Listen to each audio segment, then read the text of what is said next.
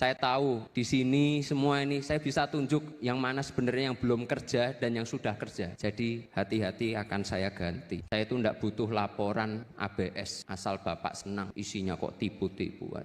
Pesan utamanya jelas, bangsa ini sedang terus belajar memperbaiki sistem pemilihannya. Perubahan demi perubahan dilakukan agar sistem demokrasi kita mampu melahirkan pemimpin-pemimpin yang berkualitas dan berpihak kepada masyarakat Indonesia. Dalam konteks ini, PSI berpandangan bahwa partisipasi masyarakat adalah kunci utama dalam menentukan sistem pemilu kita seperti apa ke depannya. Meskipun PSI saat ini belum memiliki kewenangan menentukan sikap di Senayan terkait revisi undang-undang, namun saya tegaskan sikap PSI akan selalu satu suara dengan rakyat Indonesia. Rekan-rekan sekalian, Rakernas PSI itu adalah momentum yang sangat-sangat baik. Ini adalah konsolidasi nasional sekaligus tindak lanjut transformasi pasca Kongres di Solo. PSI telah bertransformasi bukan hanya soal logo, tetapi juga cara pandang menjadi partai yang lebih terbuka. Partai super terbuka adalah jawaban atas tantangan zaman, atas praktek politik tertutup yang menciptakan jarak antara elit dengan anggota bahkan dengan masyarakat, di mana keputusan-keputusan seringkali hanya ditentukan oleh struktur tanpa melibatkan kader sama sekali. Melalui Rakernas kita meneguhkan PSI sebagai rumah bersama, rumah bagi buruh, rumah bagi nelayan, rumah bagi petani, rumah bagi pekerja informal, siapapun, seluruh lapisan masyarakat kita terima. Semua ini akan diperkuat melalui keputusan-keputusan strategis yang akan ditetapkan di Rakernas PSI kali ini. Selain itu, Rakernas ini juga akan menetapkan arah kebijakan dan